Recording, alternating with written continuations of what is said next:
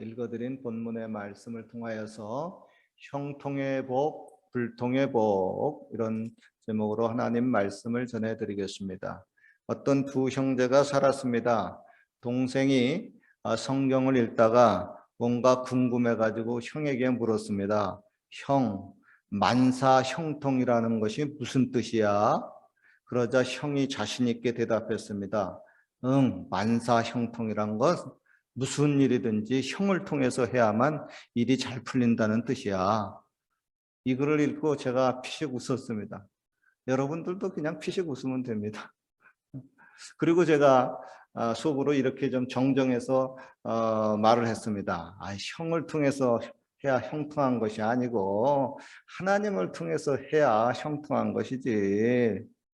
여러분, 사람들은 자기가 마음 먹고 생각한 대로 일이 모두가 잘 풀어지기를 원하죠. 그리고 그것을 가르쳐서 형통이라고 말을 합니다. 그러나 우리 믿는 사람들은 내가 원하는 대로 되는 것을 결코 형통이라고 말하지를 않습니다. 도리어 하나님의 뜻대로 되는 것을 우리는 형통이라고 합니다. 그리고 또 이 땅에서의 그 잠시적이고 찰나적인 형통보다는 영원한 하늘나라에서 형통되는 것을 더 우선시하고 중요시하게 생각을 합니다. 그리고 형통의 비결이나 형통의 방법을 찾을 때에도 어디 세상적인 데서 그런 비결을 찾는 것이 아니라 하나님의 말씀 속에서, 하나님의 뜻 속에서 형통의 비결이나 방법을 찾게 됩니다.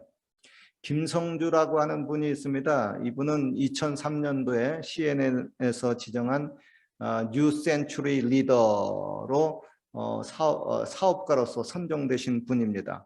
그리고 코스타 강사로도 서신 분이에요.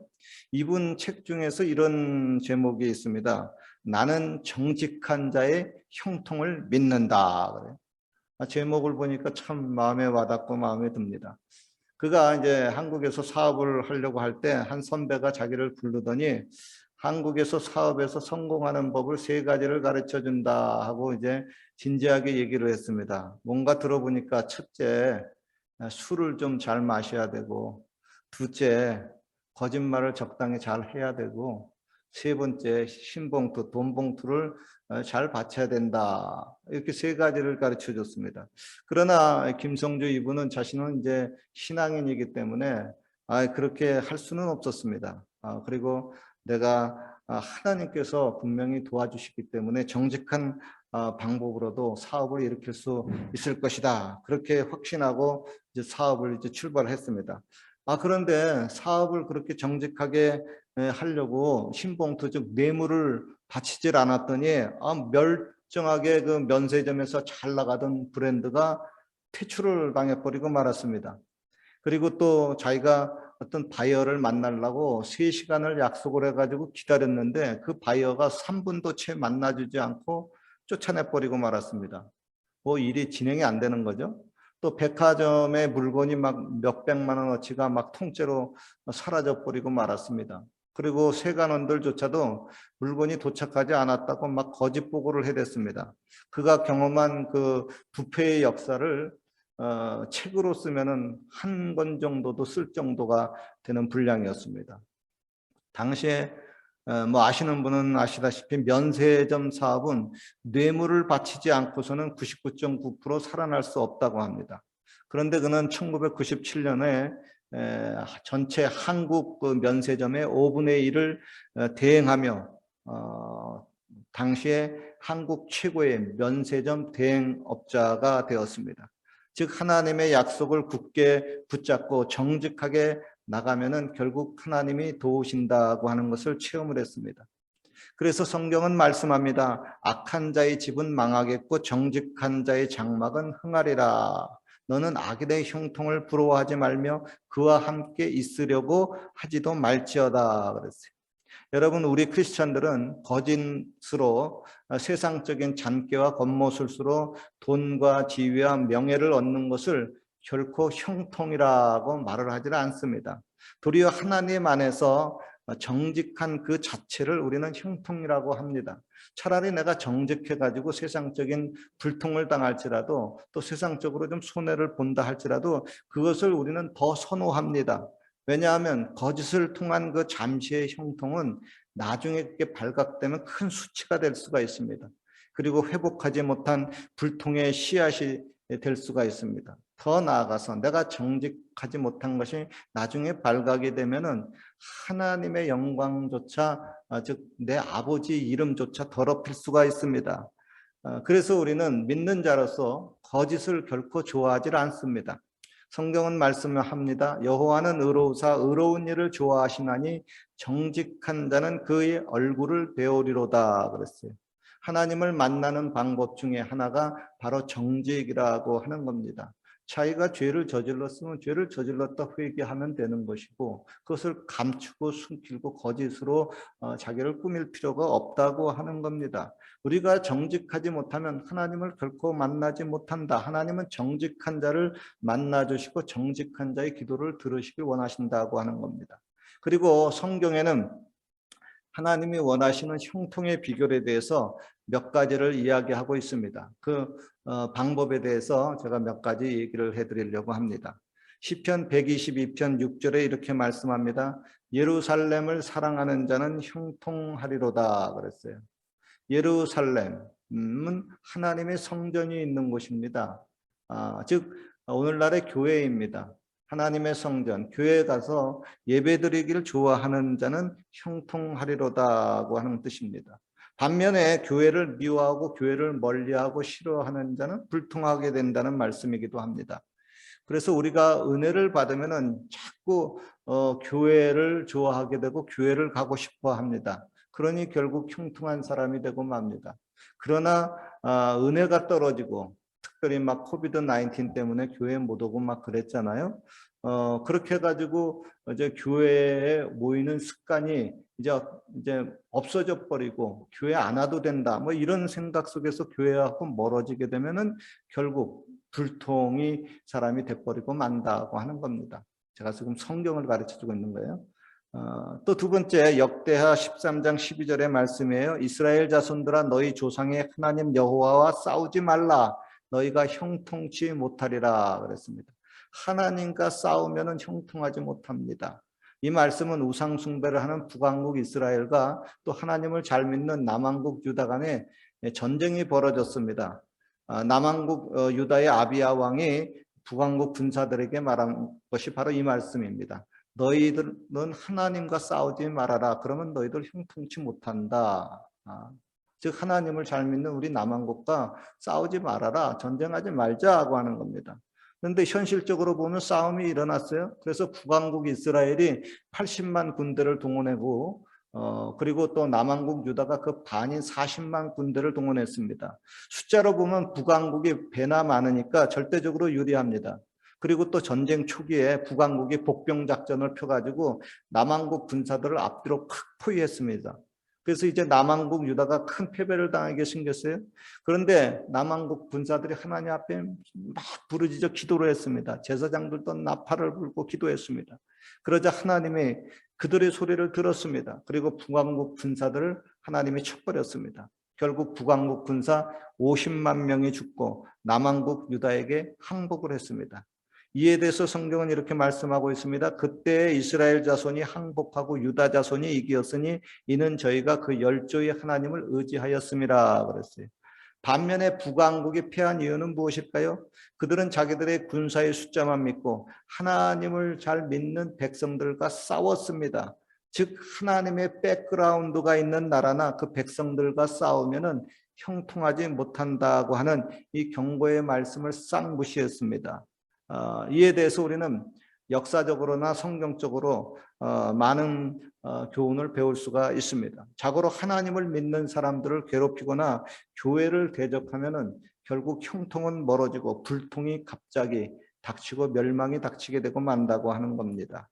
세 번째 여러분 형통과 불통에 관한 또 다른 이야기입니다. 역대하 26장에 보면 유다왕 우시아의 이야기가 나옵니다. 우시아가 그 붙인 아마사의 모든 행위대로 여호와 보시기에 정직히 행하며 하나님의 묵시를 밝히 하는 스가랴에 사는 날 동안에는 하나님을 구하였고 저가 여호와를 구할 동안에는 하나님이 형통케 하셨더라 그랬어요. 여호와 하나님을 구할 때는 형통케 했습니다. 그러나 그가 강성해지자 마음이 교만해졌습니다. 그리고 하나님 전에 들어가서 향단에 분향하려고 합니다. 이때 제사장 아사랴가 왕을 만류합니다. 왕이여, 이 일은 왕이 할 바가 아닙니다. 오직 구별함을 입은 제사장만이 해야 될 일입니다. 그러니 왕은 성소에서 신속히 나가십시오. 그러나 이 우시야 왕이 하도 자기가 잘 나가고 잘나다 보니까 그만 자기 위치를 까먹었어요. 자기 위치를 까먹는 게 이제 교만이죠. 그래서 도리어 그렇게 말을 하는 제사장에게 버럭 화를 냈습니다. 그러자 하나님이 그 모습을 보시고 즉시 우시야 왕의 이마에 문둥병이 발하게 했습니다. 결국 이로 인해서 우시야 왕은 죽는 날까지 별채에 갇혀서 자신의 인생을 마감해버리고 말았습니다. 큰 불통도 이런 불통이 없죠. 한때 그렇게 형통하던 사람이 마지막에는 불통으로 끝났다는 이야기입니다. 도대체 무엇 때문에 이 사람이 이렇게 한편으로는 형통해지고 또 무엇 때문에 이 사람은 또 이렇게 갑자기 불통해졌을까요?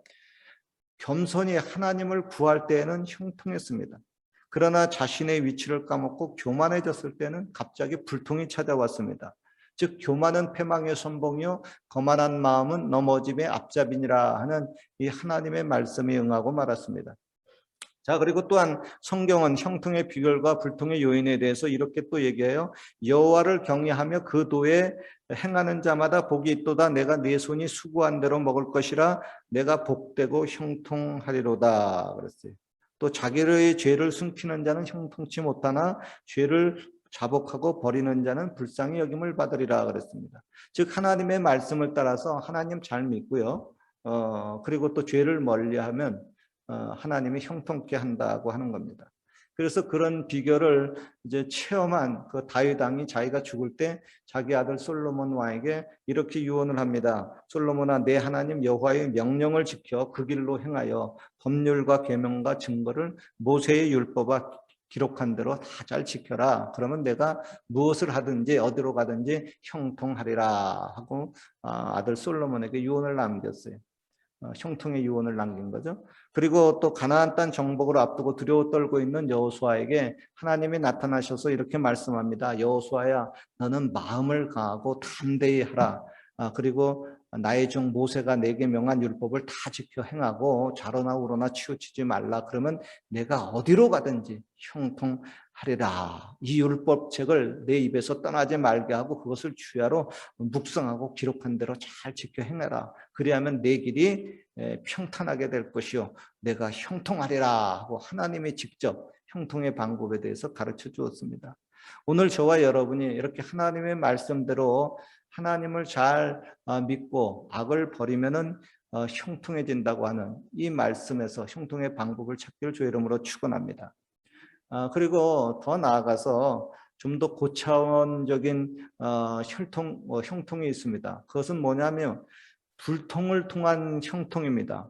원래대로 말하면 불통하면 우리가 재수 없다, 뭐 저주받았다, 뭐 이렇게 말을 해야 되지만은 성경에는 불통이 나중에 큰 형통과 축복으로 변하는 것을 봅니다. 그래서 아주 굉장한 큰 하나님의 축복과 형통이 올 때에는 마귀가 이것을 미리 알고 불통을 팍 집어넣습니다. 그러니까 이런 내가 하나님을 잘 믿고 이제는 하나님께서 복을 주실 때가 됐는데 왜 이렇게 불통이 갑자기 막 다다다닥 하고 찾아오나 하고 이런 것을 볼 때에는 아하, 이거 지금 마귀가 시샘을 해서 그렇구나. 이 불통처럼 보이는 이것을 잘 통과하게 되면 나중에 큰 축복이 되겠구나 하는 이런 깨달음이 항상 체험이 있죠. 그래서 불통 속에서도 좀 더 기다리자 하고 인내하고 불통 속에서도 좋은 일이 일어나는 모양이다 하고 희망을 바라보고 오히려 감사할 수가 있습니다. 그런데 이런 그 불통 속에서 나중에 이루어지는 이런 그 큰 형통은 아무나 누릴 수 있는 이런 형통이 아닙니다. 대개 보면 불통이 다가오게 되면 남을 원망하고 하나님을 불평하게 되고 또 절망하게 되고 낙심하고 되고 부정적으로 스스로 파괴의 길을 가버리고 말죠.